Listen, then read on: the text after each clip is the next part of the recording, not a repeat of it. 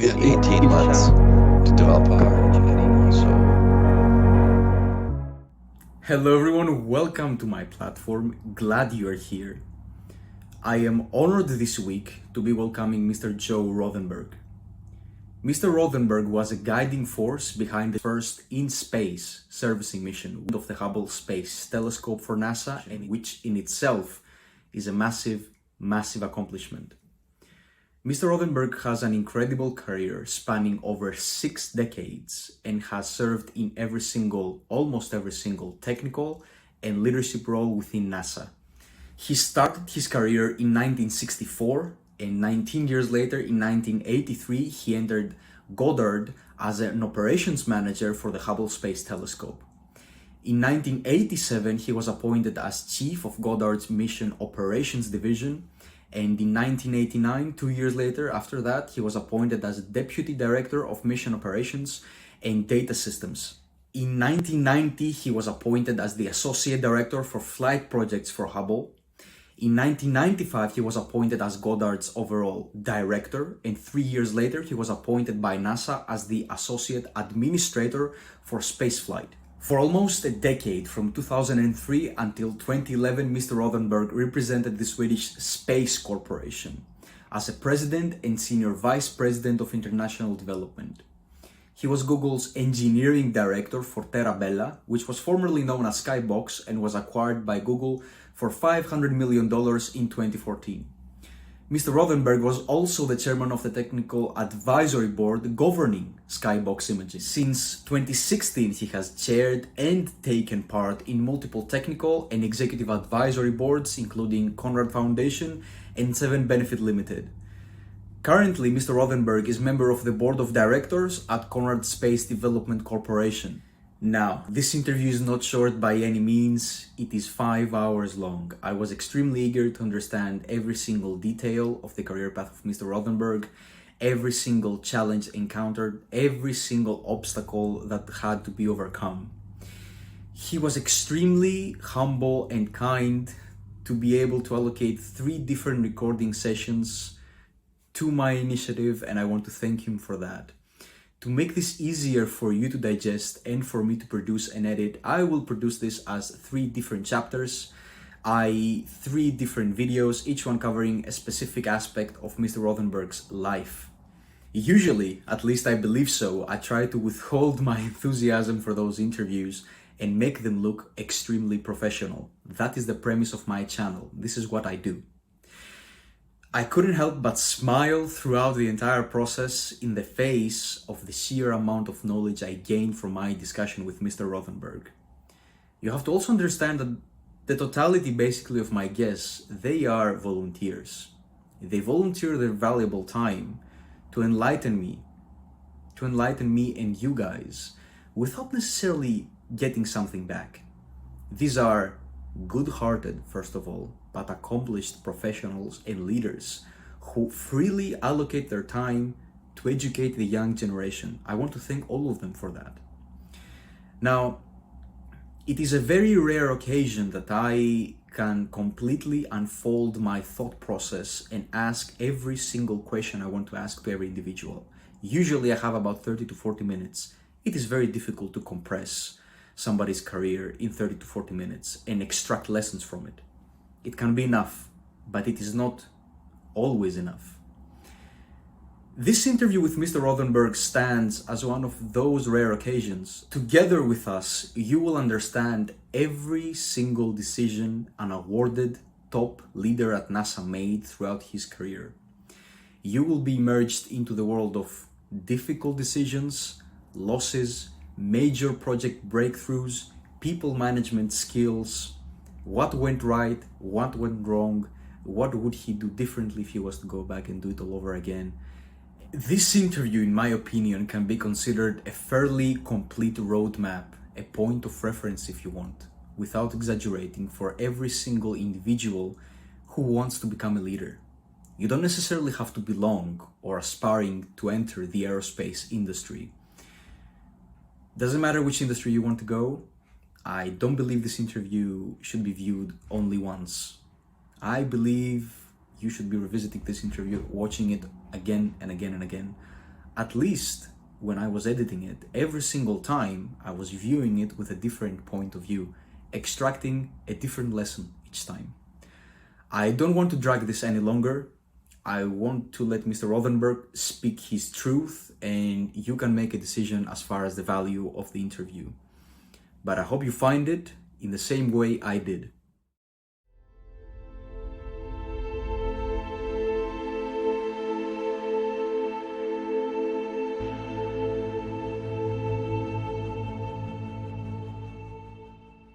How is the decision going to be made for a program when it goes against the political line that the government has drawn in NASA? Have you ever encountered a program like this? If the congressional language said they must buy a launch vehicle from SpaceX, it wouldn't be that prescriptive, but it will be prescriptive. It could be, okay, for a certain kind of mission where if you don't buy it from SpaceX or somebody else who has it one commercially, you're going to have to develop it, and they don't want, that obviously becomes prohibitive.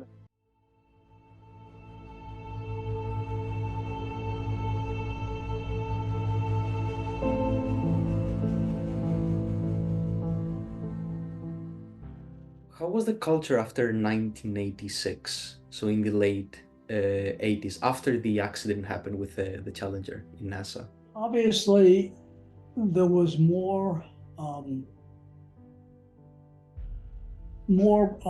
formality to the decision process and more rules in place after the Challenger. For example, the fact that management overruled an engineer, that was the principal. That's what caused the problem. But the problem, I mean, was the design. But nevertheless, if they lived by the temperatures you pointed out, good chance they wouldn't have had that problem. But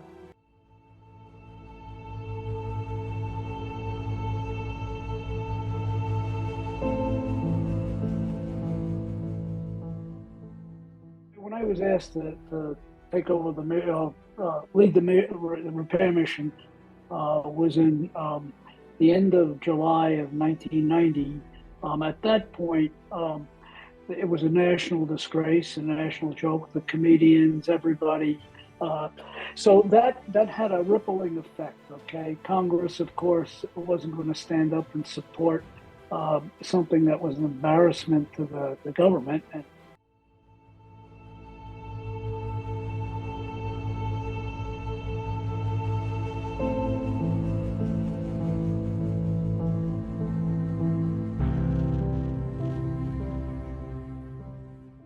in spades will be remembered as stepping up to the challenge and knocking it down and turning it around into a victory.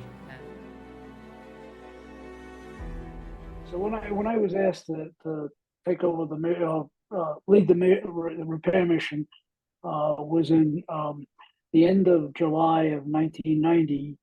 At that point, it was a national disgrace, a national joke. The comedians, everybody.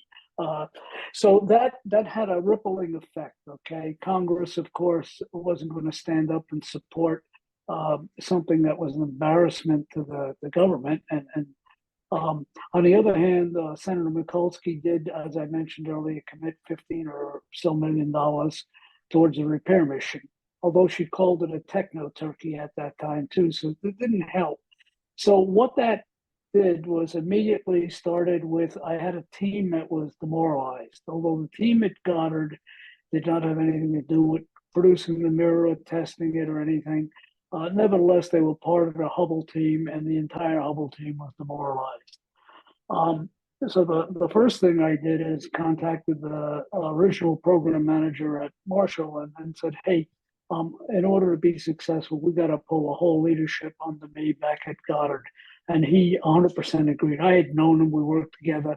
We had our challenges with each other, but we both respected each other. And so he relinquished leadership or any remaining thing and turned it around and said, I can support you, just let me know how and when. And so that was a big plus. Getting my team then on board and saying, okay, now the Goddard Space Flight Center is responsible for this, and we are the team that's responsible for it.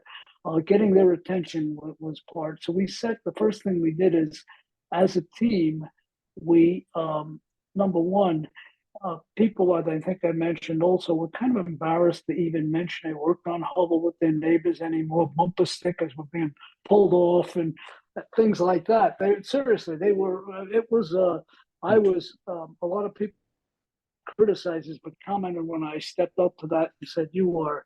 Dude, that's the end of your career when you take that over. Because I was sort of higher up in the organization, but certainly not as an exciting position as leading the Hubble repair. But the point was the whole agency and team was demoralized, and so my job initially was number one to get them to believe we had taken on the role. Number two, they had just gotten a new center director at Goddard, and so he had to get to know me a little bit and have confidence in me, and I had to be able to have faith that he understood the problem we were trying to solve. And he was from a different center, a different part of the agency, not involved in space science. And Dr. Kleinberg came on board. We immediately, I wouldn't say bonded, but clearly respected each other. And I had confidence that he was going to support us, and I could convey that to the team. That was important, that the center was behind it.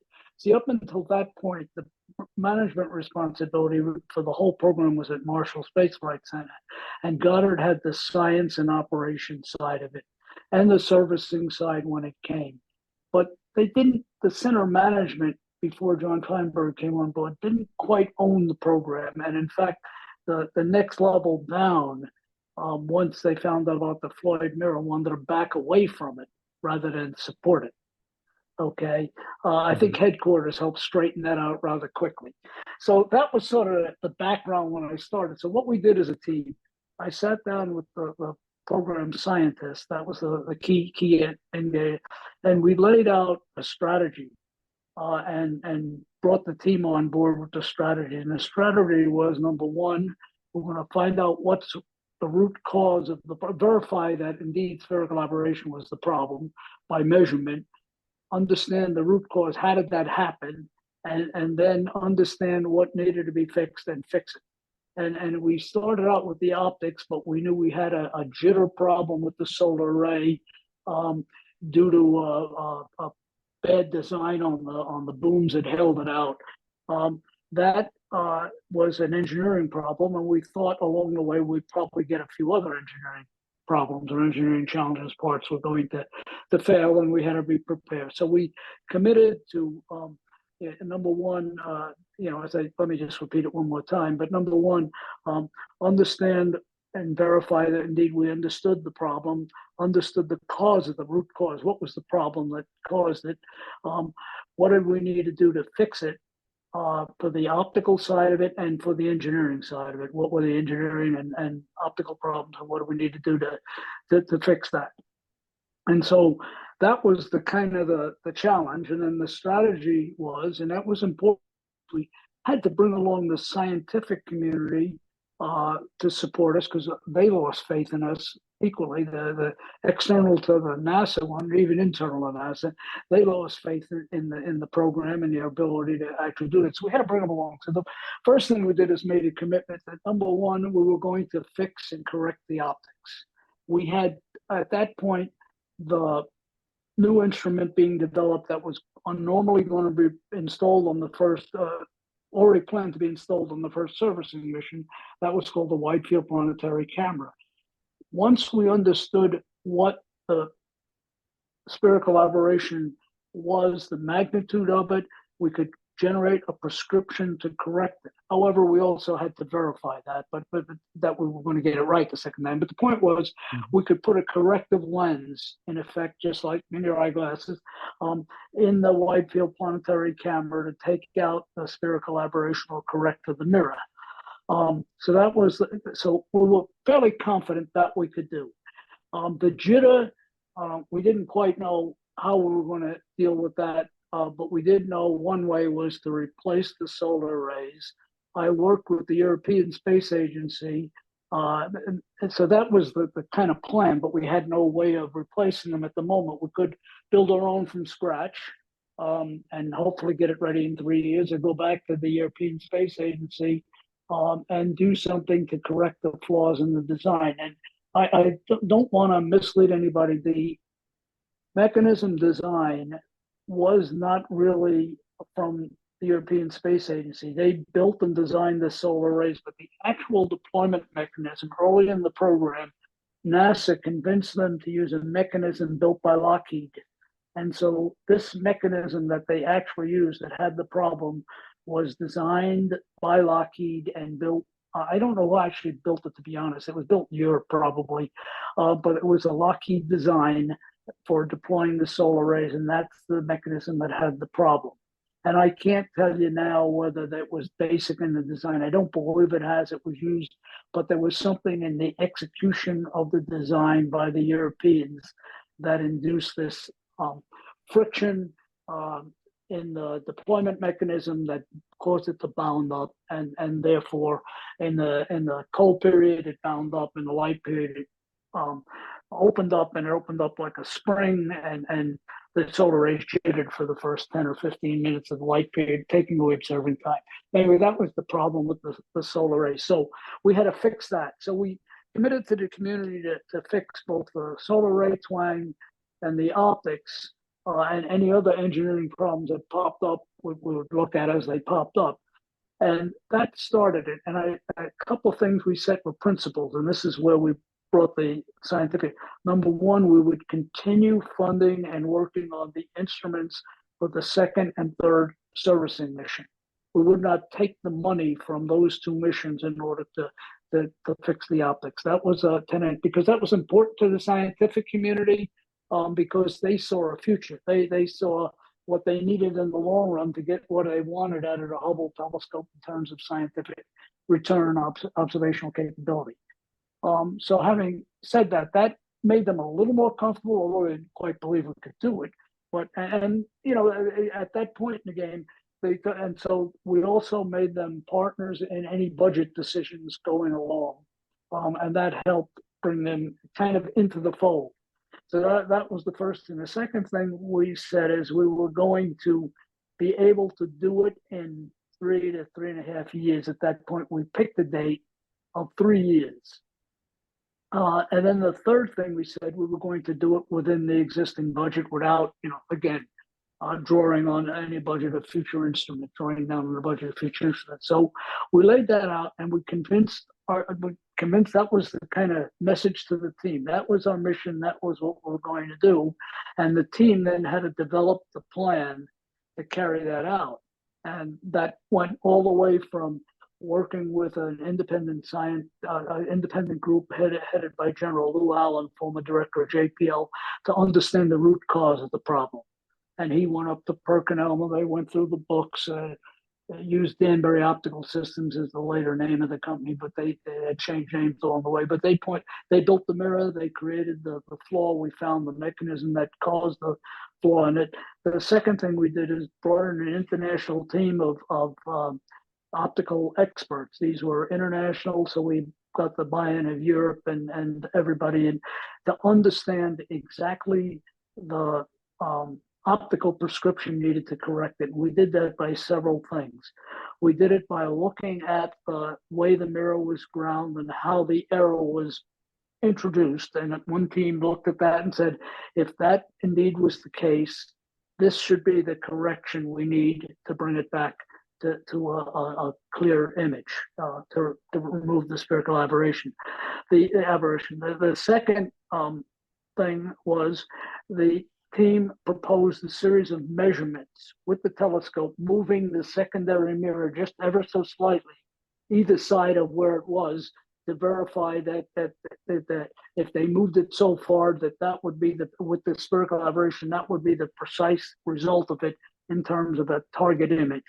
And they did that in both directions. So then the two independent teams calculated what the aberration was and what the prescription would be to fix it.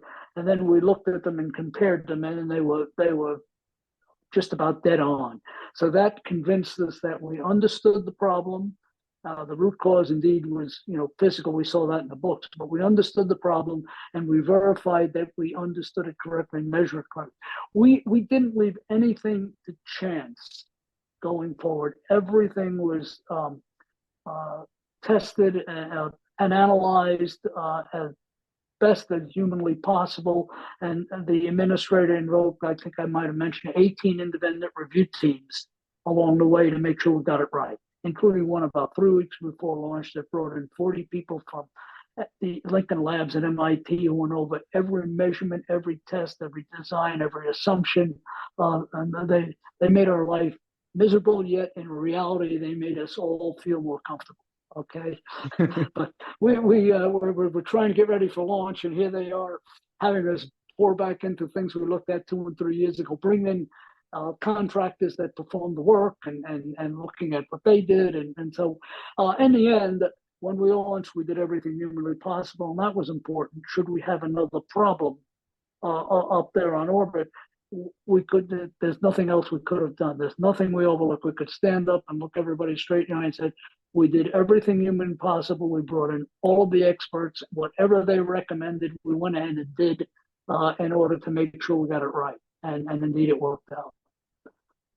So it was that crucial. was kind of the big picture. I mean, it maybe it's still a little too much detail, but that was kind of the big picture. We understood the problem, set out a set of things we needed to fix it, set a strategy that said we would do it by a certain date and certain time. And the only reason along the way there was one minor change, although it was a major change in terms of the science community went off. This was, as I said, the end of July, and the science community went off over Labor Day weekend and came back and proposed a second fix to the optics besides the planetary camera.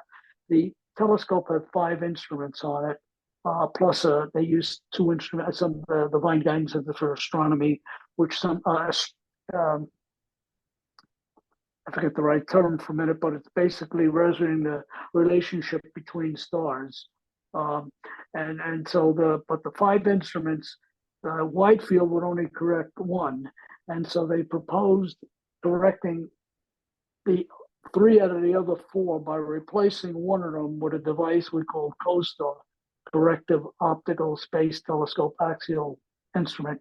The 4 instruments sat in there like 4 telephone booths, U.S. old-fashioned and the British red ones. 4 of them in a cube, but not a cube, but a rectangular device. And the place where the telescope image resided was right at the center of the 4 corners, and we would move it from one aperture to the other. Each of the 4 telephone booths had an aperture, we called it, or hole where it moved in, and then was processed by the optical image was processed by the different ways by each instrument.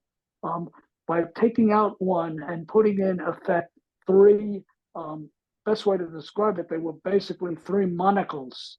Okay, it turns out there were a few tricks in the monocle. There were little double bounce in the optics. There's more than 1 mirror, but there were conceptually 3 monocles that corrected the image for all 3 the other instruments. So we took out a high-speed photometer and we corrected the 2 spectrometers and the remaining pane object camera, which was another optical camera. So we sacrificed 1 instrument to correct the other 3, and then we gave priority for the first 3 years of the mission to all the measurements and all the observations the high-speed photometer team wanted to make, since we were moving their instrument.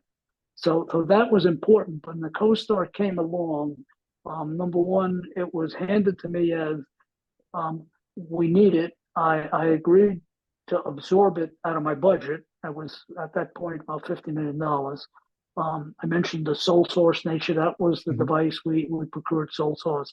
Yeah, but it came out of my budget, but we added 6 months to the schedule to make sure we would have enough room to make sure we got that in, adequately tested it before we launched it. And so we then moved the schedule, and this was within 2 or 3 months after I took over the program, to December 1st of 1993, the launch date. Ironically enough, we were ready for launch November 30th. We attempted to make a launch. The weather wouldn't let us go, or there was some reason, I don't know what the problem was. And we actually went on December 1st instead of November 30th. But so the fates worked out. But that was an important commitment. And then getting the team behind that, number one, I had to be able to rebuild the team. When I signed up for all this, I had to convince the Europeans that they needed to contribute another solar array. And in fact, they went beyond that. They contributed some ability to test the optic systems in CoStar beyond what we would have normally been able to do here. They had some devices over there that they brought to the party. So they stepped up to replacing the solar arrays, as well as looked at what else they could do to help the mission, and brought in this measurement device that they had used for their own, well, I forget which instrument, frankly, they built for the moment over there. But they brought in a device they used to test that. And by bringing that device, their instrument, that device in, we could use it to test the correction made by CoStar to a very accurate percentage. And another way of confirming we got it right. We also, at that time, two other things, we built a high fidelity simulator of the spacecraft mechanically and electrically to represent Hubble on the ground. And so everything, the gyros, when we went to replace them, everything, as I recall, we didn't bring the solar arrays. We may have that, I just don't remember. But we brought everything over, the CoStar, everything, and tested it in that against the spacecraft to make sure that it would work. And we went through great pains to make sure we had replicated mechanical electrical ground system, replicated in the simulators, the on-orbit telescope. In fact, along the way, we discovered there were some fuse problems with the telescope as built because of a change in design philosophy along the way, and we were able to correct those fuses also as part of the first servicing mission. Had we not found that on the ground, by the way, and tested it, we had an even bigger embarrassment than polishing a mirror wrong. That's another story in itself. But we were able to find that. We were able to change out the fuses before we changed out the put in the CoStar in a wide field, and that made sure that we wouldn't have a blown fuse when we inserted the new instruments. First of all, that would be a story I would love to hear if you want to share it. The second thing that comes out of this, well, I mean, it was such a crucial mission, the servicing mission of it in general. And the question that comes out for me is that did you think at the end of it that NASA could do something to create better project managers? Because everything that you did, I mean, the servicing mission was something that was unforeseen. You were not expecting it, right? Yeah, I mean, there were some great NASA, big projects. Pick the shuttle, pick Apollo, pick the space station. It's about big, complicated projects. You think about space stations, 7 countries, different engineering cultures, different style, all coming together. We put it up there, didn't have any problems. It worked the first time. That is amazing. It was stuff we couldn't put together on the ground. We couldn't put it in chambers. It was so big. So NASA's, I probably drew more on the principles I learned in my growing up at NASA and applied it to Hubble than we developed there going forward. Although we did add a few techniques that were not previously. Electronics changed, from Apollo to Hubble days. The tools you had just for managing data, disseminating information. Although the internet wasn't up and running, email was, and you could contact everybody instantly via email and messaging. The technology didn't exist during Apollo. A lot of that was old-fashioned phone calls, and so we were able to take some of those tools and apply. I think I mentioned the other day we developed a concept called the top 10, which that getting that out in minutes on Monday morning and getting it updated and getting it out. That was in the Apollo days. That wasn't realistic. I mean, it was, you did it. You didn't have a lot of tools to do that. You try to convey that by phone, by the old-fashioned faxes, that paper going out to people, and so having somebody to come at everybody's desktop first thing in the morning, and have it current and keeping it current. And by the way, updating it if you needed to an hour later. That kind of technology really did help. because it got people's attention. It got everybody focused on the problem. There were no delays. And we had a team, if you think about it, as dispersed as any. We had Europe, we had Canadians, we had all over the United States. So, and getting everybody to succinctly understand what the issue was of the day and what the priorities were and where they can contribute, and getting that out was really important to keeping on. That takes schedule time and compresses it. You gain the time that it normally takes just to communicate. And let me take that to another example. When I worked at Skybox, I had a team of people. Every one of them were in the building. Every one of them that I needed to make a decision was within neck-wringing distance, as I would like to say. All that we had a problem, we got everybody stood up in a room, we had a meeting. Literally we worked in a bullpen area. We basically got around, we had a meeting, we talked through it, picked unless we had to go get more information somehow or run a test, we had the decision makers there. I didn't have to go run the plan for solving it by some external organization. I might have to run it by the CEO, who sat exactly back to back from me in the desk. But I mean, we didn't. So that reducing communications and getting decisions made quickly and getting motion takes a lot of overhead out of managing a project. It also gets people a lot more accountable, because they're on the spot. They're identified. They know they have the problem, and we need an answer. And then you at least say, "I'm on it. I'm working it." And real time, rather than waiting. Oh, I didn't see that. Oh, yeah, maybe I ought to get. A week later, you got response very quickly. I cannot stress enough of what you are saying, because my generation, we are taking for granted that the electronic communications are going to be flawless and that you're going to be communicated exactly what you have to do, when you have to do it. This is going to be updated within seconds. We don't really think this as a problem, or we never saw it. I personally never saw this and what kind of a leap it was. You also mentioned Skybox Imaging, which was acquired by Google and became Terabella in 2014. Right. So you were the engineering director for Terabella when it was acquired. Can you talk to me about the differences that you encountered within that project in contrast to NASA and your previous years of experience? Well, yes. I mean, the number one, Skybox, even before Google, but even when we went to Google, Google was a kind of a supportive background and great funding source. But before Google was number one, it was the satellite, the ground system, all of the instrument were all being built for Skybox. Skybox was their own customer because they were going to use that to set out a constellation, to take Earth remote sensing data, turn that into information and sell it as a product.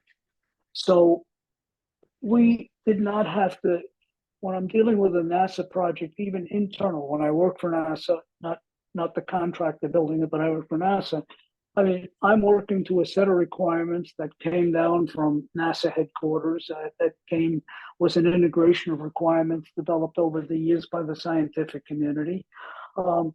Anything that I do that has any potential impact on the requirement, I have got to go all the way back to headquarters and then back to the science community, usually a science working group. So it's a long path to get a review of an impact, and it could take weeks to months, and it requires a lot more money.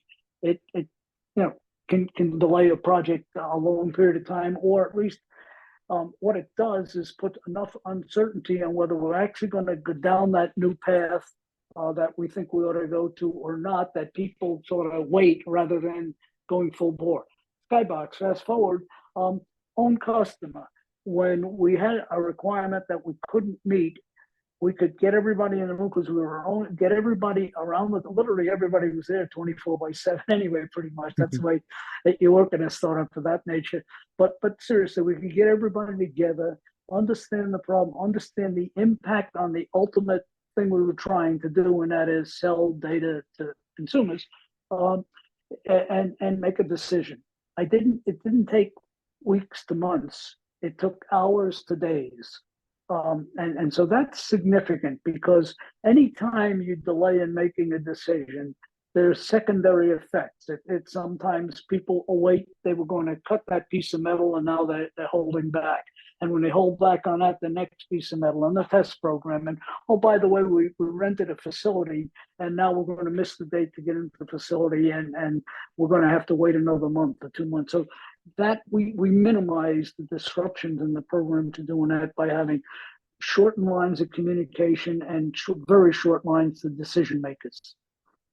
If we needed more money, we had a reserve. I mean, but the other side of the coin is that reserve had a steel cap on it, unlike the government, where potentially if you ran into a big enough problem, I'll give you a perfect example. If a launch is delayed, remember, a project in NASA, the way most projects work is the project is building the payload, the satellite device that's going to be launched.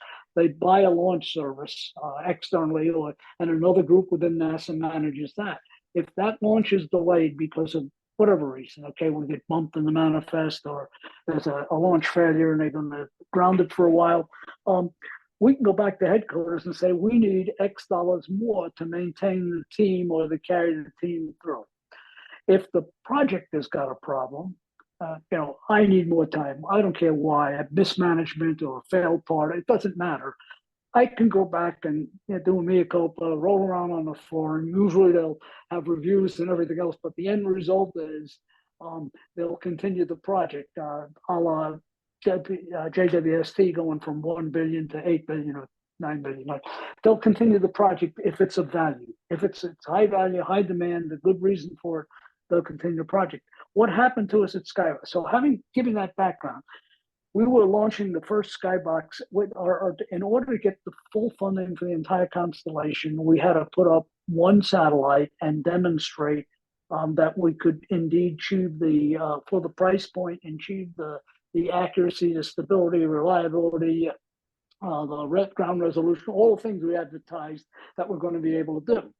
And so getting that off the ground. So now we have we're launching on a Russian launch vehicle, the first one. That was another thing. We had the ability to look around and get the best deal. In the government, you're stuck. You get, on the other hand, the money usually comes out of another pot. And so there's a mixed blessing there. But so we were going to Russians. We got a good deal. We were launching on one and I forget the name of the rocket. There's a picture of a model of it up on top of my bookcase here. But it was a converted intercontinental ballistic missile, much like the Minuteman was converted here for orbital used it. It was converted. Well, they got delayed.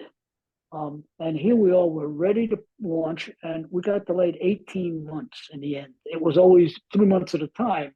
Mm-hmm. And so, the investors said, this was an interesting experiment. You're not getting any more money. That's it. I mean, if you can't get it off the ground, you can't get it off the ground. This was interesting, but we're not going to throw more good money after bad. They were done. And they were serious. They weren't playing a game. I mean, they had no, they knew we were doing everything we could, but and so that's a different pressure. So that said, we had to do that. So, what we did? We went and built a second satellite constructed with a second launch vehicle and launched the second one before the first one in order to get it off the ground. We just rechanneled all of our resources to get it in 5 months from deciding we needed to do something different. We built a second satellite and launched it off an Indian satellite out of India, Indian launch vehicle out of India, and got it off the ground, demonstrated we could do it. That would have been impossible at NASA.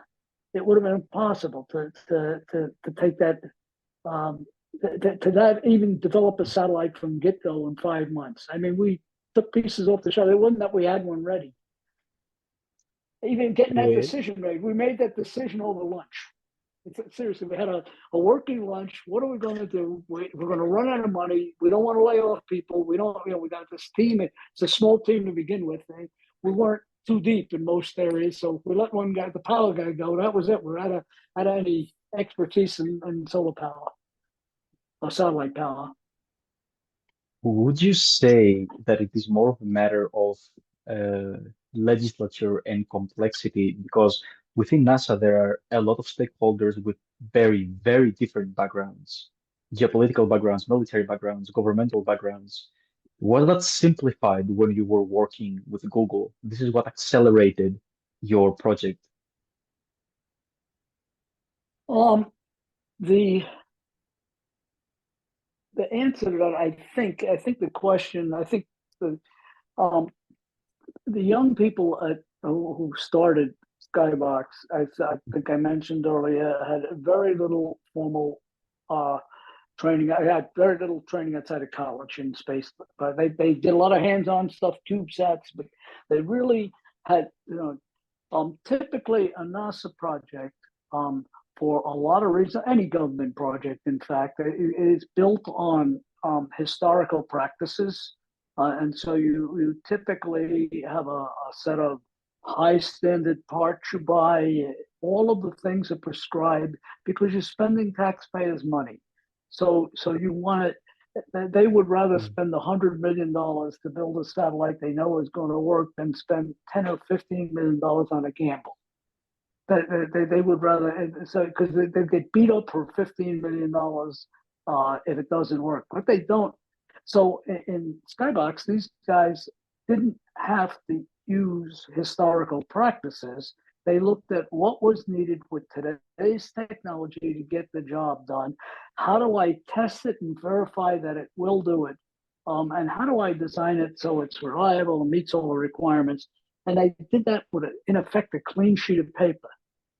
And they didn't say I had to use high-rel mill parts. They said I had to use parts that were performance-wise could do the job, and I had to do something to ensure they survive the environment. Versus where the government buys parts that are already qualified for the environment, and they spend, and sometimes, and I examples it, 10 to 100 times the cost of the part as a commercial product. The microprocessors, the field programmable gate arrays, or what they call, but they're basically computers that were built by a company called Xilex. They have a commercial model for $2,000 and a rad hard mill qualified one for $200,000. We needed 7 of them on board, and we're trying to build a $5 million satellite. So, of course, these guys looked and said, hey, the $2,000 one will do everything we need, except that maybe worry about radiation and a few other things. What can we do to protect it?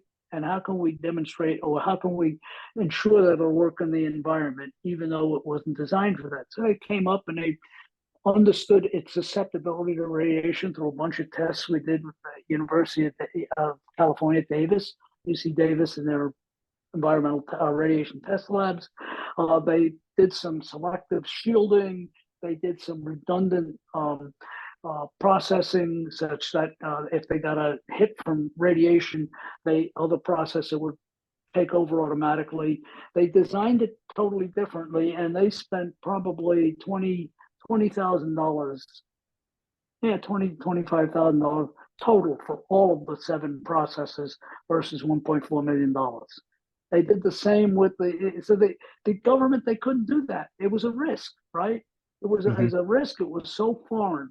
I went back to Goddard a number of times and talked to them about this because I saw, I'm not selling anything. I love Goddard and the people and put in place some things when I was there to work towards this. The Goddard catalogs, then the spacecraft catalog came out on my watch. But the point was that the government, they were at number one. The engineers at Goddard and across the agency, they love to design new things. They don't want to buy something off the shelf. They love to create new things, and that's what they should do.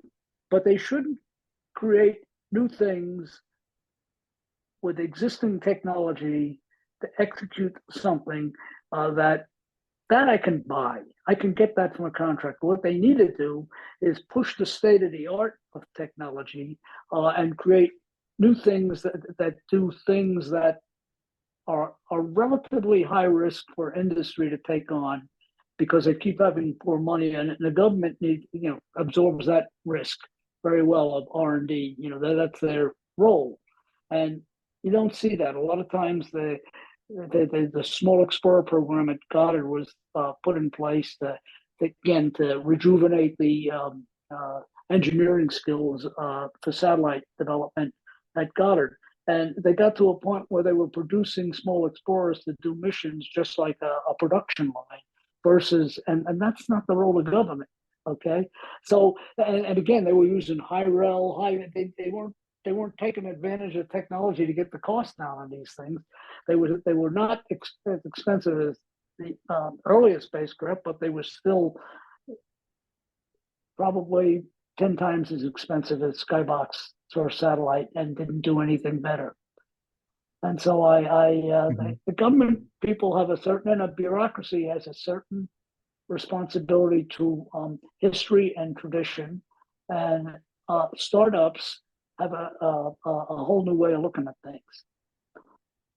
I would be very interested to understand your take on if basically space can be commercialized. There is a lot of companies who have been trying to actually do that. We mentioned last time SpaceX, Virgin Galactic. We have all of those companies, Blue Origin. They're trying to do Right. exactly what we were describing. Do you believe in the idea of space being commercialized? Absolutely. Oh, well, the question is, can I make money? When I say commercial, what is the point? My belief is the first guy who Yeah. finds something and makes a profit on going to the moon, keep out of their way, because there'll be a train going up there. My point is, it's can I get a return on the investment? SpaceX's Falcon rocket but people don't want to admit this, but it's brilliant. I mean, the fact that he's got 27 engines, that if one or two of the engines fail, it keeps on going. Look at the reliability record on it. He's developed a rocket and engines at a time that NASA was thinking about developing a rocket engine, still haven't succeeded. So, I mean, there's an example of what a clean sheet of paper can do, and Elon Musk drove that. And there's a lot of reasons why he alone, or not he, there are others like him, but the point is, I'm trying to think of some of the others, but Blue Origin is a little different. But the New Zealand guy, Yeah, I worked with him. it slips my mind as well. Anyway, pardon me? Rocket Lab. Yeah. Anyway, he's doing everything right, in my opinion, for more than just a launch vehicle. He's got the satellite now. He's got, you come and just put your payload on the end. He provides the satellite bus and the rocket. He's doing all that. But is he making money yet? He's certainly making money per rocket, but has he got the return on the investment made for the R&D to get him to that point? So that's the challenge: having enough revenue, enough capital to get you through that period where you get yourself on a recurring basis, making a profit, and then being able to look at how long does it take to amortize that profit to pay off the R&D, and in the end, am I getting more and not of putting it in a bank on a CD, for investors.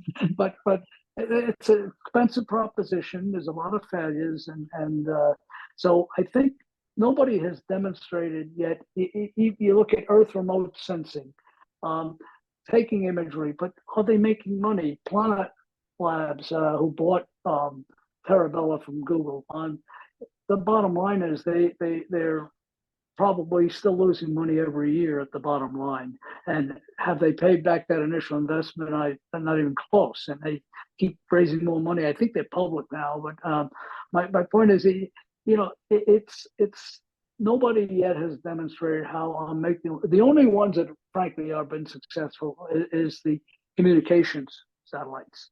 Okay, the both the GEO and now the low Earth orbit. But GEO, over the years, the geosynchronous, all of the comm satellites, that clearly is a money-making and profitable business. They've demonstrated making money. Whether they're using space, they're basically using it as a platform to relay data on Earth rather than taking something from space and bring it back, or doing something in space that you're making money because you're in space. You're bringing up very important points, which I've never put the puzzle together. So everyone knows what happened with the Kennedy and the Cold War. That was the height of the space exploration. They wanted to win against the Russians. Okay, we did that. When I say we, I mean the US did that. Okay. So then we reach a point where this stabilizes and we have regular missions which are going to space to build the International Space Station, to put basically a freight train to transfer all our electronics and satellite technology to space. Now we reach a point where telecommunications are basically the only avenue through which we can make money when we operate in space. So what does the future look like in space? What do you think?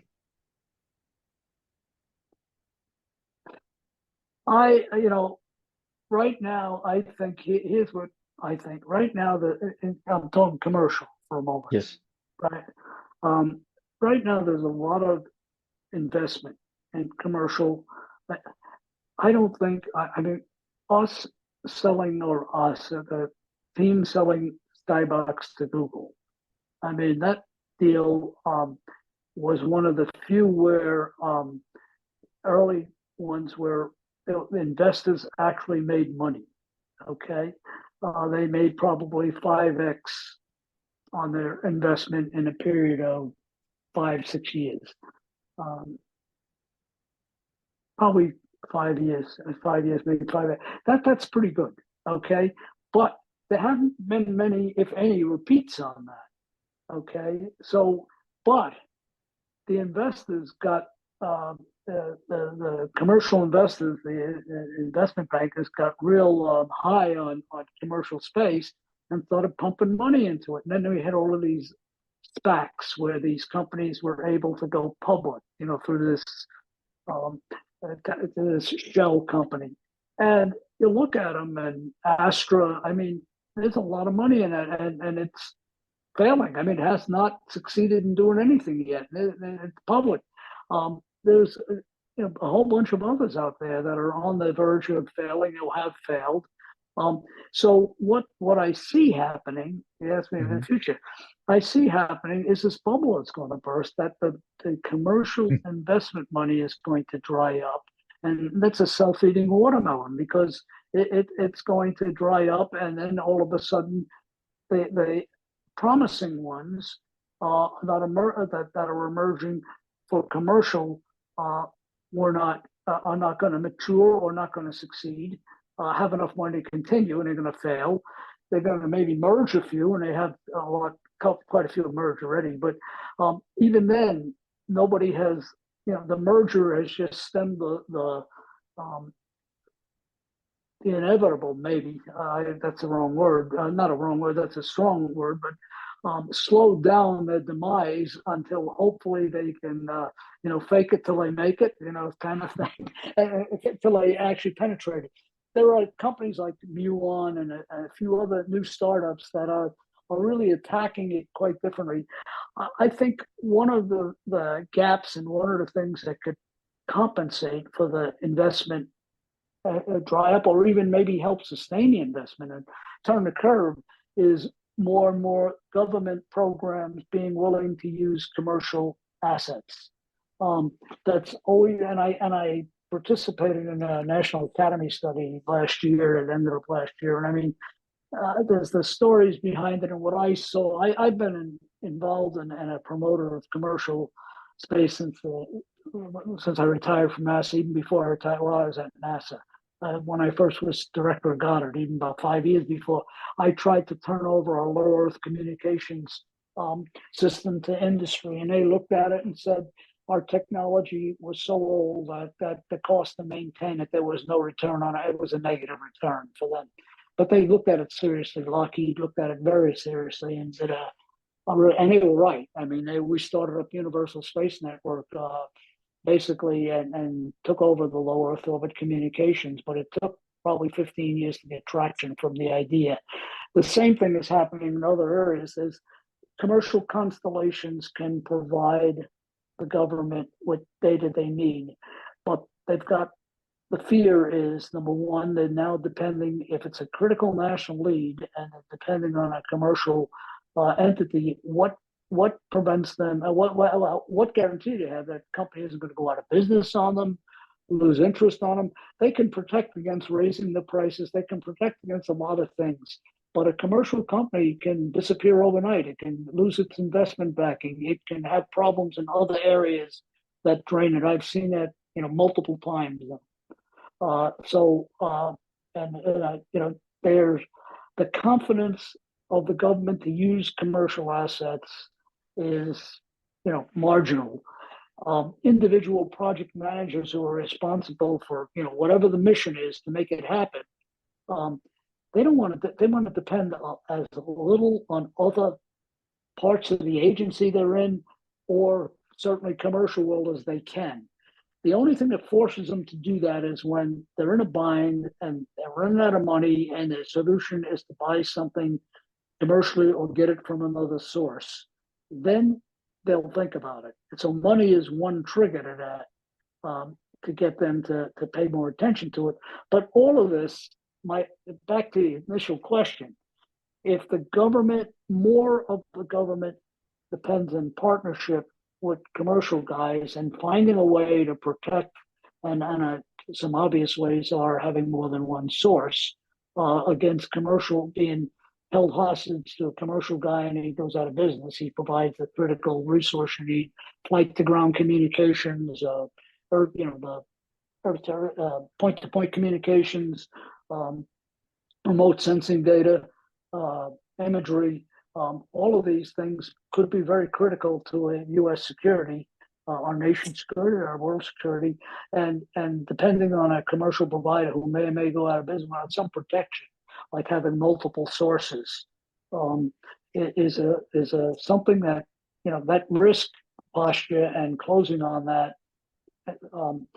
strategically, laying out a plan and forcing people to think that way, and tactically having them execute is really difficult for the government. But if they could do that, that would be the other sustaining piece that would help and bridge the gap between the money they can make commercially in space to the money they can make from an anchor tenant from the U.S. government. And if you look at SpaceX, you look at a lot of the companies that did Digital Globe, a lot of these companies that did somewhat succeed, the anchor tenant of the government is what helped them succeed.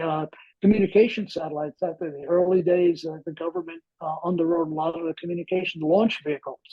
The government built the infrastructure and turned it over to industry. That is how they've been able to go commercially. The same thing has not happened yet in the small satellite constellations. We're touching on it, and so the question will be, will that partnership independence or interdependence happen faster than the investor money or investor confidence walks away from it? When I was at Skybox, we never could show a business case to our investors that involved dependence on the government. They felt that the government was an unreliable customer. And that's the other side of the coin. The government is, for example, when I was down at headquarters, there was a company that built, and again, my memory's failing me, but built a package that they integrated commercial experiments and put it up on the Space Hab and put it up on space station, okay? And they were using these modules. And the problem was they would add their own money, they would get customers a $90 million launch cost for them, and they'd get customers and payloads, etc. And then we tell them, well, we're not going to launch it for 2 years or a year and a half. We can't fit you in a manifest. And suddenly they've made this investment. They got to hang on somehow. and keep the customers at bay and wait for us. So, and I used to tell Shelley Harrison was the CEO, and I said, we are an unreliable. My budget could be cut next week, and all I can do is look at you and say my budget's cut. I can't do it. I'll do everything I can to try to keep you whole, but I don't. That there's only so much I can do. So, this other thing I talk about this partnership, but the government is priorities, national priorities change from remote sensing to, you pick it, again, with the turmoil in the world today, who knows what could soak up the money. So companies that are depending on something, they need to have a balance of government and commercial, and they need to somehow be able to flywheel through the ups and downs of both sides of it. And that's the future to me. To go back, the question is, the future is, will the government business and commercial business converge to a point where everybody, there's a government need being satisfied, there's enough competitors out there to give them confidence they're going to get this capability when they need it, and if they don't get it from provider A, and in flight to ground communications, they do that now. They lease ground station, not lease, but buy time from a number of providers, and if one goes out of business, they can, they have plenty of redundancy. That needs to be, if I have a set of remote sensing satellites up there to do occultation measurements like cosmic for weather, to help predict the weather model, which is an important, believe it or not, ingredient in weather forecasting, in terms of remove the a simple way to say it is that the models could predict 3 or 4 days in advance local weather. They're not going to predict whether it's going to rain today or tomorrow, but they will predict the number of the probability of precipitation over the next 48 hours. Important to farmers. Do I go plant now? Do I ruck up? Or do I wait, 3 days because all the seed is going to be floating down the river if I don't? And things like that. That kind of thing. Cosmic, which uses GPS to measure the occultations of the atmosphere, they factor that into the overall weather model, and out the other end, they were able to reduce by, I think, 24 to 48 hours their look-ahead time or increase it. So now they're buying those services. They have a constellation up there that's a combination of the U.S. and NOAA and the Taiwanese government doing that, and then they've got 2 or 3 commercial companies doing that, providing that, who are struggling. The commercial companies are struggling, yet the government was depending more and more on them. Congress, of course, they love to find a commercial solution that says, oh, I don't have to allocate the money to that program. They'll buy it commercially, and I can allocate it to my favorite program, whether it's a favorite program or another government need. They love that. I mean, whenever there's, even if a guy measures, hey, I'm going to have this in 3 years, but Congress will push to try to get the agency to depend on it, even though it's still a dream. And I give you a very real example to that, and how because there's so much pressure, both politically and on the Congress and financially, to take that, whatever money they get and get it to solve the biggest problems in the nation that matches the constituency that's going to vote for them.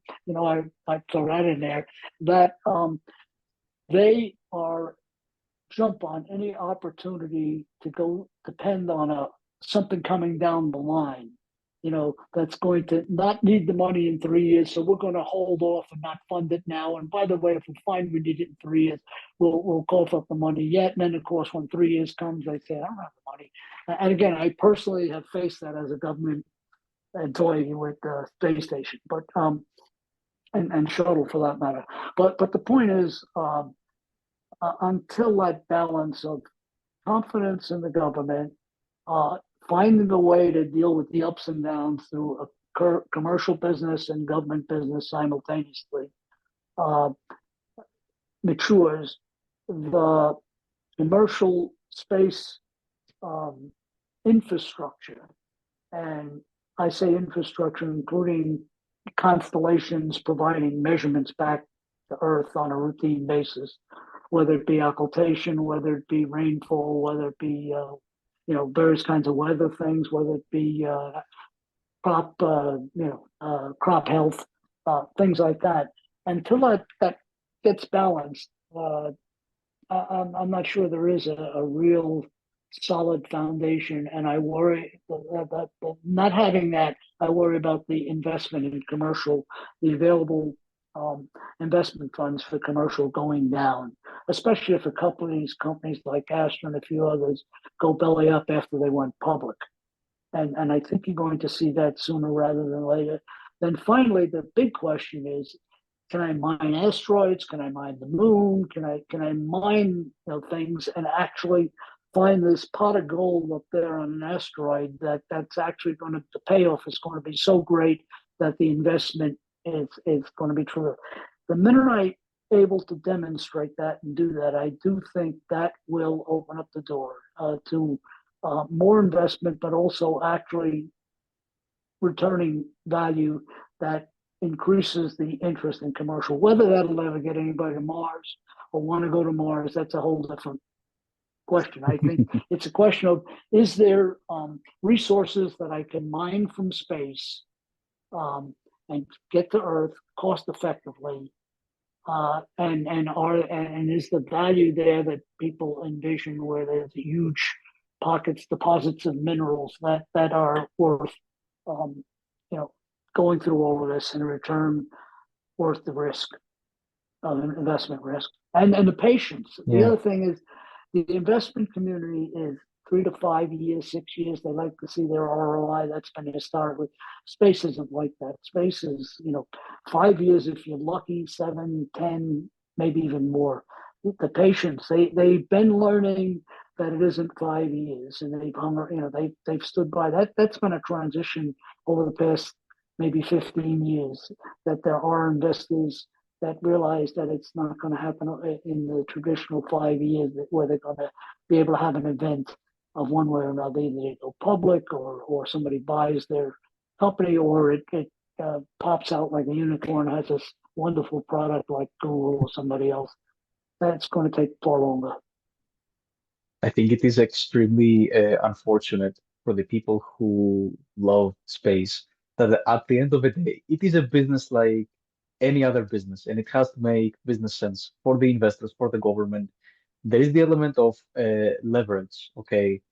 I don't believe, and you can correct me on this if I am wrong, that there has ever been a government, especially in the US, who was in love with the idea of space, that idealistic thought, and they didn't think about, okay, what exactly are we leveraging here? We are leveraging political power. We're leveraging being trendy in front of our enemies.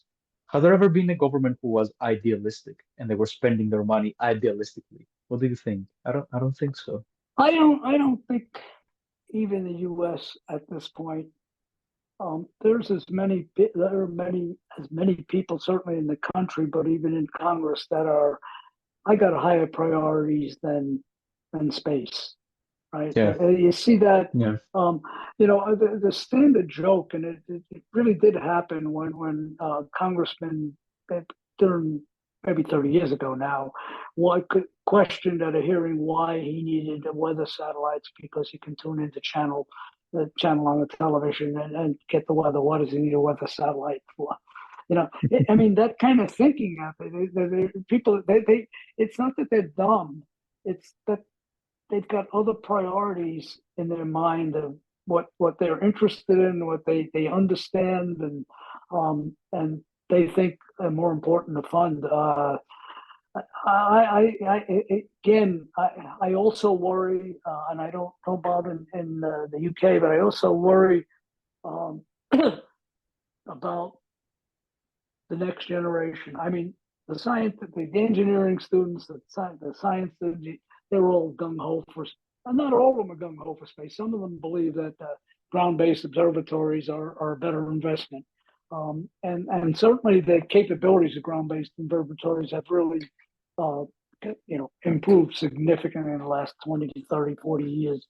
That they're keeping up with what Hubble could do at launch. if not better. But the point is, they're enamored with it. But is the next generations, is that their biggest problem? Are they that interested in that? Are they that nationalistic? I mean, do they have kind of national pride? I mean, we had a lot of national pride in competing with the Russians. Okay, we know that the Europeans certainly had a huge national pride. They're not competing with anybody. You know, they're so totally. Yeah. That was an important reason why a country donated to ESA, even though it didn't have a facility, it wasn't getting a direct return on investment on its soil. Later on, that changed. They all want to have some kind of investment in their soil. But the point is, and I'm not sure that's there with the youth across the country now. It's the space, not the 10% that I talk to and see and follow and stuff. Sure, they got all these dreams and visions, but and I picked 10. I don't know what the right number is, but the mass of the population, there's so many problems out there today, internationally and nationally, and the environment is one. They don't look at space as the answer to the environment.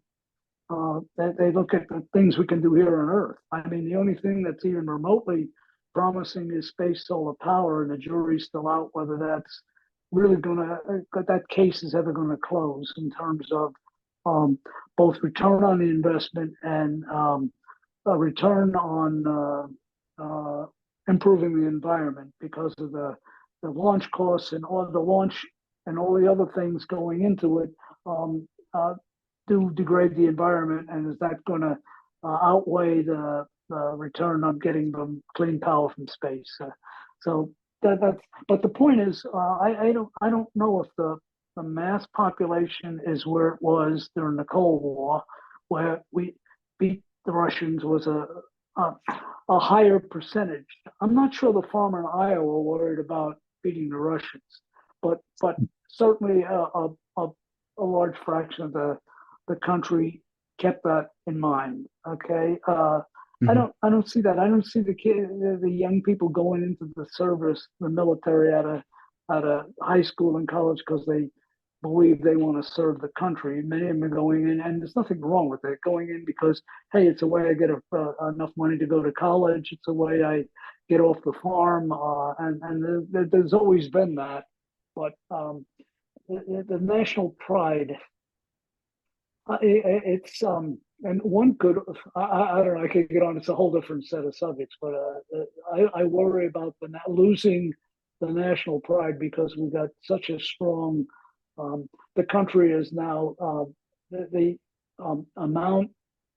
Well, I don't know. I don't want to really speculate. Of course, you can expand in whatever you want. Absolutely, it's no problem. No. I'm done. I'm done. I'm done on that subject. For No now. worries, no worries. Joe, I think we've covered like extreme ground in the two interviews that we've done. It's a wealth of knowledge. I think those questions about where the future goes as far as space are very important because the engineers of tomorrow have to make those same strategic decisions in different capacities, of course, as you did. Somebody will have to innovate at some point. Now, is this going to happen in the commercial sense? Is this going to happen as far as leveraging energy, which is going to disrupt other industries? For example, the oil industry could very well disrupt that. Maybe a combination of those two. Somebody will make those innovations and decisions. So I believe those conversations with people like you are extremely crucial for the young generation. I don't have any more questions. Okay. But Okay. please, One thing I wanted to go back. yeah. You know, you'd asked me in my career, and I don't know whether it even matters that to what you're doing, but you'd asked me in my career, what was I most proud of? And I mentioned that Yes. I Yeah. got so many along the way. I could take a little chunk of when I was a young engineer, I got assigned to solve a problem within the project that I went from knowing nothing to solving the problem in 3 months, and reconstructing a team that hadn't been worked together for 4 or 5 years and how to solve an immediate problem. And that little snapshot, that was one, really accomplishment to me. Okay. And I look at that, I had another one, and there were so many little ones. I could give you another example. There was another one that a whole different one of my two different things. I'll take one of them. I had an assignment as a division chief for a couple of years of a division before I got promoted out of it. I never wanted to leave that job, but they wouldn't let me stay there. But so I took over a division that was kind of stagnant, no new technology, no new hires. They had 100 civil servants, and they had about 500 contractors. It was in 5 different divisions, each one doing some different things. Some of them doing flight software, some of them doing ground systems, some of them doing testing and communications. But the divisions were diverse, but they had a leader who was risk averse, and I know why, but that's another story. And so I got to take over that division. And in the 2.5 years, number one, I built a spirit. They didn't even know what each other, each other branches did. They didn't even know each other, and they were all in the same building in a very small. It was that they were also mired in their own daily challenges, and so I was able to take them and I build a team that became a team, move people between branches in the division because they were bored, tired, or I think they needed some other exposure. Laid out, we got, I don't know how many new hires, but we got more new hires in that 3 years than they had in the past 20 years. And many promotions. I was able to, and I had built a program where I took young people and had them making presentations to senior management so they got exposed. So when it gave time for them to get promoted, I know that guy, he was pretty sharp. Or you're going to promote him, he couldn't answer my questions, but the point is I developed, I had more fun in that job because I watched these people go from snails to rabbits. They were just got excited.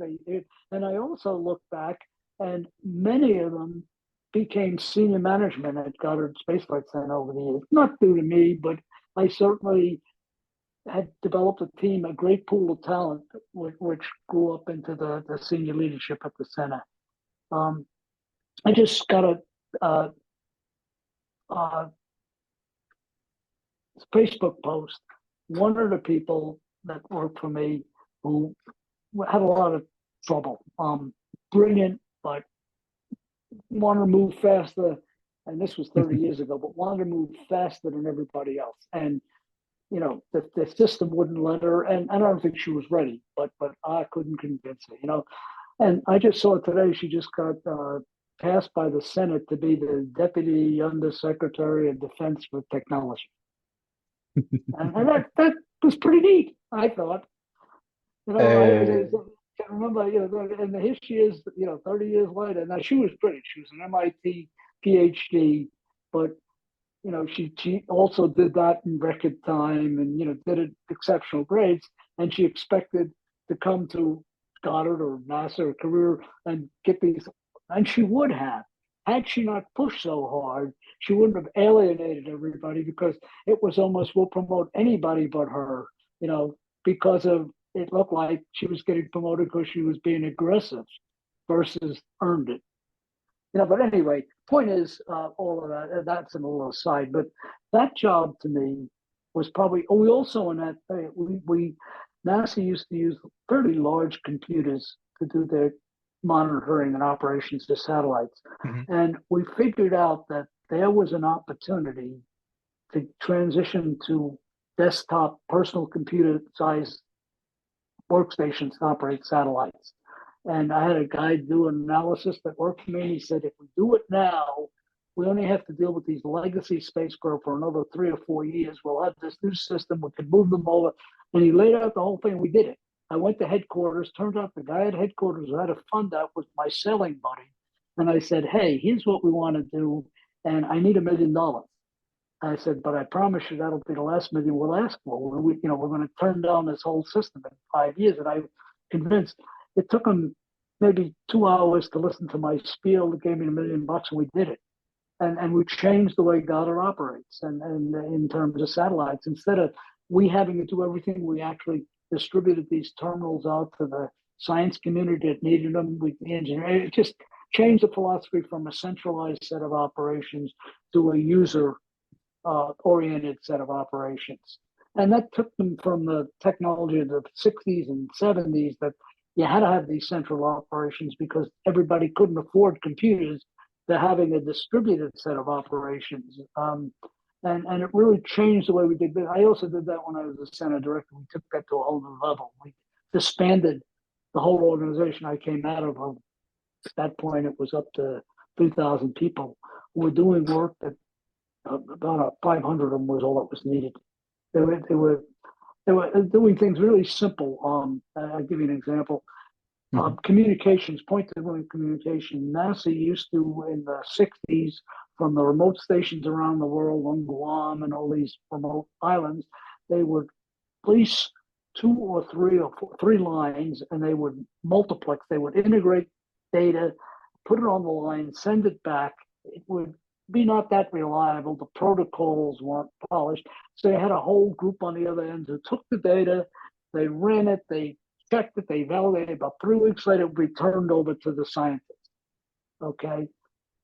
So, and they were still doing this in 1995 when I took over the Senate. So one of the things we went through re-engineering the Senate, and that's a whole nother set of things that we did. But I looked at that and I said, I can buy those lines now. Instead of having these 3 lines, I can buy it's called a T1. I can buy a 1.5 megabit, a 10 megabit, a 50 megabit line for $5,000 a month. And I don't need the protocols now. I got all these internet protocols were all being developed, and they were reliable at that point. We were using the internet for communications. And I said, so we don't need to lease the lines on our, lease the lines and do all the work. We can just buy point-to-point communications. You can put the entire data stream on it. I don't need somebody at the other end to verify that it didn't get corrupted in transit. I eliminate a whole division at this end, and I just took, a large fraction out of the cost. I mean, I took something that was probably $10 million a year to operate and ran it down to maybe $1 million or less. And so we did that. We actually did it. It made it flawless. And everybody, instead of having the data come to Goddard, then I said, why do we need to come here? Let's send it right to the universities or whoever, wherever scientists need the data. And we did it because the reason they went originally, they didn't never want to give data to a scientist that had corruption in it that they could find before they gave it to him, because he'll take the data and he might believe it and do something with the data and later on find out he ruined his reputation because he predicted something. And I'll give you a real life example. On one of the very early spacecraft I worked on at Goddard, had a data processing old fashioned, we didn't have computers in those days, a very analog kind of data processing system. And it cycled. And they turned some data over to one of the scientists, and he said, "There's a phenomenon happened from a star that we've never seen before, this observation." And he was looking at it for a while, and finally, one of the engineers that I happen to work with, I didn't work for me, but I work with, he looked at it and said, that star is pulsing exactly at the same frequency we're sampling the data with that analog system. And it turned out there was a problem with the data system. And so what he was seeing was what appeared to be an extinction of the signal, but it was really the data, the bad data. So that was the kind of reason why NASA did that.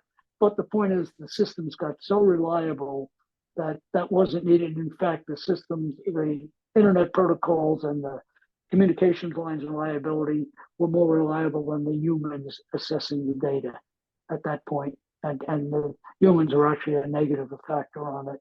So we disbanded it. I mean, I did it in a way that nobody lost their job. We were able to we set up a whole program called refocusing that allowed people to take a little bit of training, but move into other jobs without losing a grade. If you were not in the government, they could move from ground system to flight system jobs in a refocusing. I got OMB, or my personnel people came up with the idea, and they got OMB to approve it. And, we OPM, rather, Office of Personnel Management, to approve it, who controlled how we hired and fired. And so there were a lot of things that you get more satisfaction out of than a Hubble.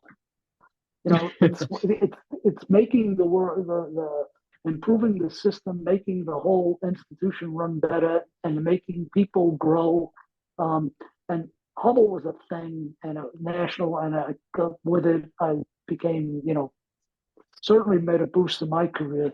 The spirit of collaboration is a good thing, but seriously, it certainly it helped my career. But it took me away from a job really that I was really enjoying. I may have not ever been the center director of Goddard, but that was okay. I was enjoying what I was doing with this division and people and technology. It was one of these things. It was a little bit. It was people. It was technology, and it was a little bit of everything. It is, I believe it will happen that when you see a person in a senior position of authority being involved in such a complex project, people are going to think, yes, that is the highlight of their career. And they would like you to talk about that. I like the twist you're giving to it, because me as a young person, I understand the value of helping people in an organization. It is extremely important to be able to resolve those technical aspects. And let's be honest, the Hubble is a historic project. It will stay there. People will associate your name with it. So nobody can take that away. But helping people, I can see it really, really deeply is something you love more than the technical aspect of resolving those issues. Yeah, I think so. I think building a team and watching them execute and grow, and I didn't promote them. I positioned them to enable them to expose their skills and gave them opportunities.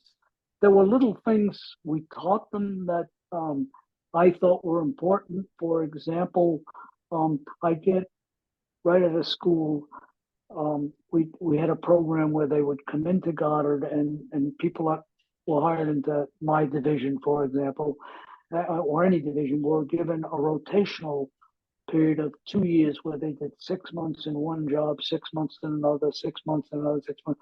And then at the end of that, they decided where they wanted to work, or they didn't want to work there at all. I had people moved into other directorates, okay? And in fact, after talking to them, realized, hey, you made it suited for over there. But that was important. But so what I did, I didn't put that in place. That was an institutional thing. They got lunches with the various directors after cocktail hours with them, so they could talk to them one-on-one. So they got to meet the center people. And we were at that time about a 3,200 person, or 4,000, between 3,000 and 4,000 civil servants on the center. So, and there were maybe 8 directorates, and so there were 8 senior directors, and they would get to meet them and get to, and they would. I'm not sure all the directors would remember them, but there's always 1 or 2 standouts, right? For various at both ends of the extreme, really good or really, oh my God, But the point was, so what I did when I brought him in is, I had come when I took over this division out of the project side of things. I developed all the ground systems for Hubble initially, and it pulled that together and ran the first end-to-end test with the spacecraft. And then Challenger happened, and so I went to look for something else to do. So I came over and I said, one of the things that I had is you guys who delivered the ground systems to me over on the project seemed to always come in wanting more money. The schedule was late.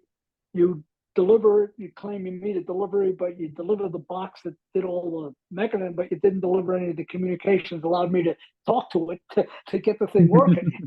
And there was a lot of ways. There were people that managed schedules, like all the critical milestones were always the day after the monthly review. So they got another month's margin because they could get them. Yeah, You should beat the milestone. And then they didn't have to fess up to another month and hopefully maybe solve the problem. I mean, they were all sorts of, so you talk about project management techniques. There's a Yeah. lot of little subtleties like that that you do to buy your team time. But the point I want to make is, so what I did with these, I call them fresh outs, these fresh outs, I'd say, I'm going to ask you to do one more thing. I'm going to ask you to, they always got assigned a project to develop a widget. Doesn't matter what the widget did. They were, sometimes they were given a widget idea. This is what we want to develop. Other times they said, think of a problem you'd like to solve and come up with a plan to solve it and then go execute it. So they do that. And so I tell them, so all I want out of you is a budget, how much do you need and what's your schedule? And tell me what the requirements are you're going to try to meet at the end. I think a little one page, a project plan. And they weren't used to doing that in the institutional organizations. The projects were, but they weren't. So I have all these fresh out right out of school, so they didn't know any different. So they would come back with this one page. And so invariable 3 months into, I have my first review. It usually was 6 months. And I think whether it was 2 months or 3 months, but I'd have my first review with them.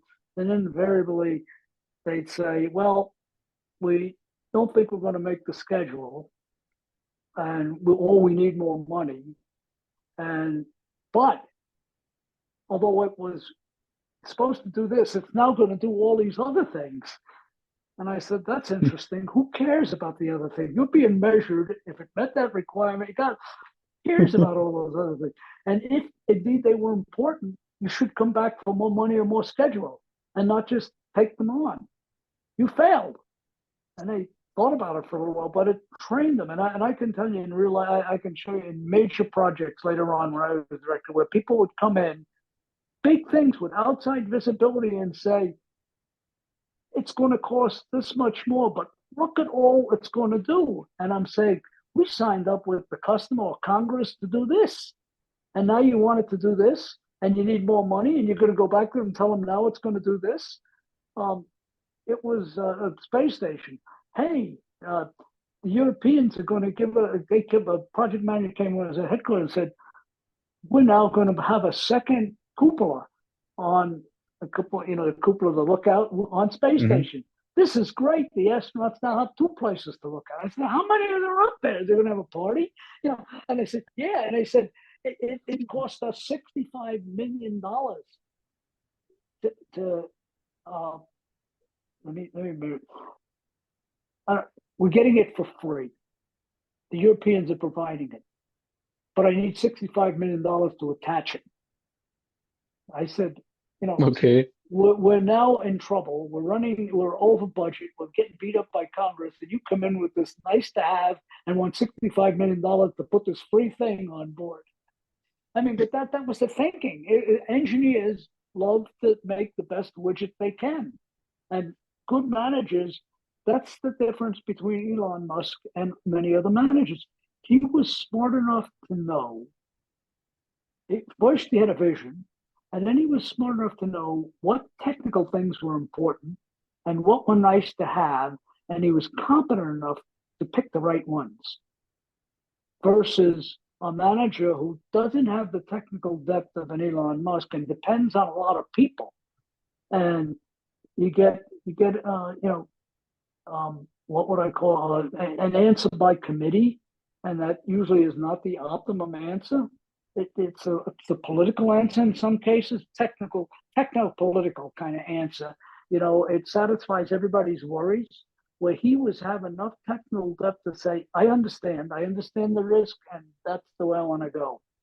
And that you can a leader who knows as much about the product and has the engineering skills or the business skills or whatever, depending on what it is far more likely to come out the other end with a better mousetrap, more cost-effective, a faster schedule, because he's capable of making decisions in the context of understanding the risk and overruling and if he's a good leader, he'll bring his people along. He's got that kind of skills. And Elon, he's a little rough around the edges at times, these people, but that's the kind of skills he had. That's why he's successful. has a vision, he has enough competence to know how to carry it out, and he knows he's going to run into obstacles, but he gets optimistic about schedule and things like that.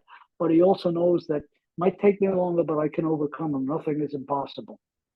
And every once in a while, he's Yeah. ran into a few things that,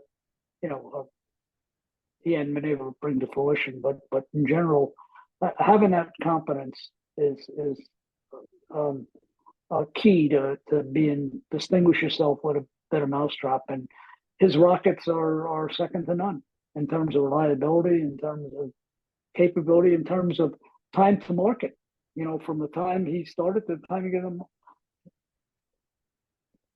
I think I think the greatest takeaway from this is what you exactly said. So a person who is a leader has a deep understanding of the logistical difficulties of the project. So basically, what we are dealing here with Elon Musk is he's an engineer.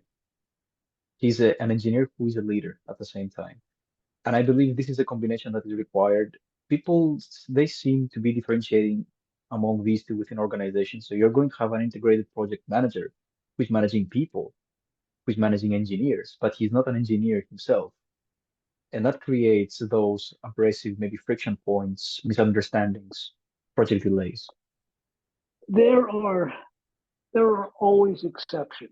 There are Of always course, of course. there are always leaders who may not have the engineering skills, but are so good at picking talent, reading talent, and I when I worked at Grumman, there was the president of the company was a lawyer, and he kept a pretty, and that company grew under his.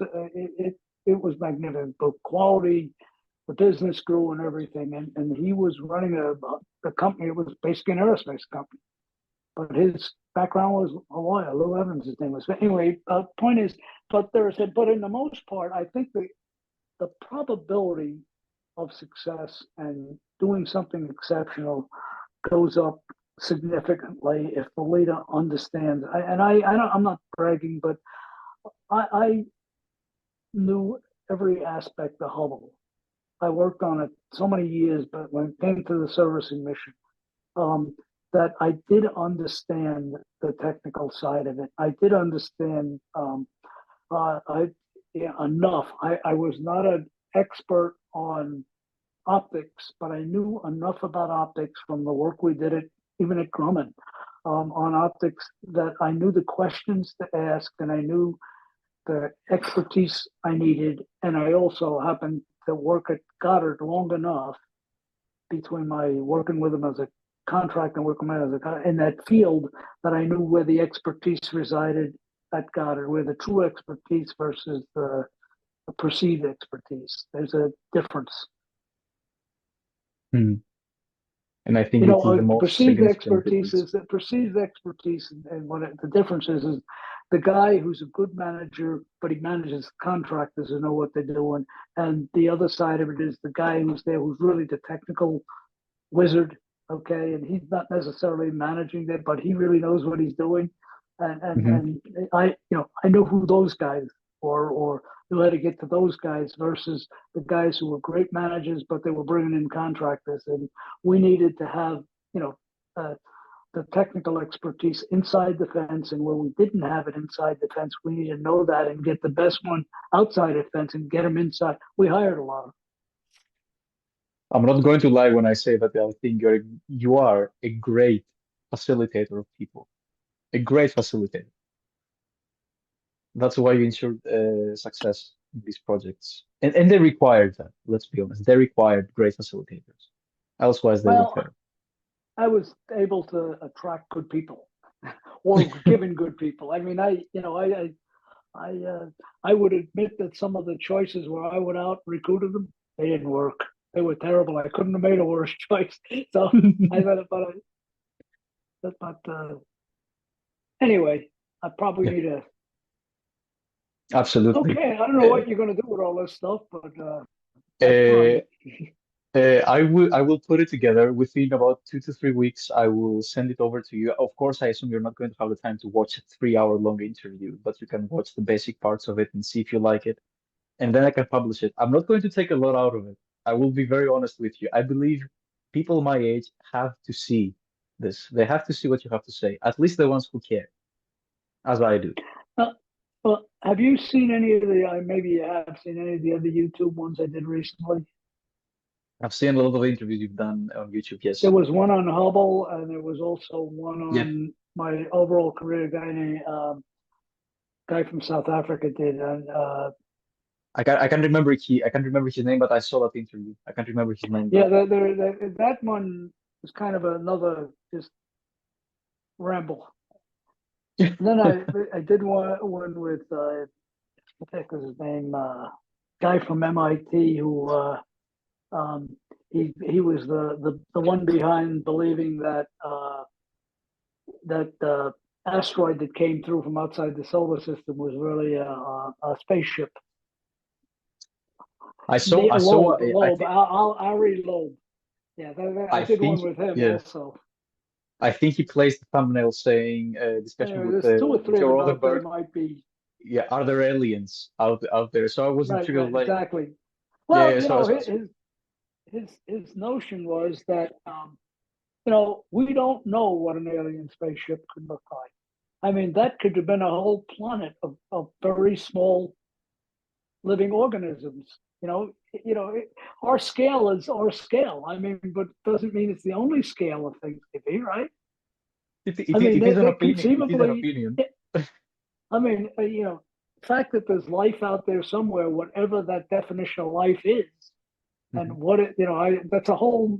No, that's one of my love to explore. That's a whole different set of topics. But I mean, we don't know what's out there. We don't know what form it's going to take. We have no idea what's going on in our own universe. We don't know how big our universe is. We don't know if we're the only universe. We're, you know, all of those questions is every time we take a peek, we find something we didn't imagine existed or didn't conceive of, or certainly didn't fit one of our models. Right? Yeah, I can't wrap my head around something that is never ending, and the never endingness expands.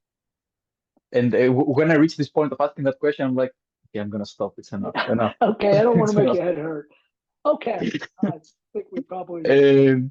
No, I could go on, but I think it's as you said, a whole new discussion, which I would be very glad to add into the discussion we have already.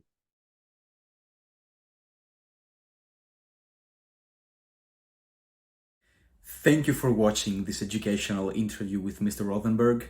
I hope you enjoyed it. Most of all, I hope you learned from it, and I will see you in the next one.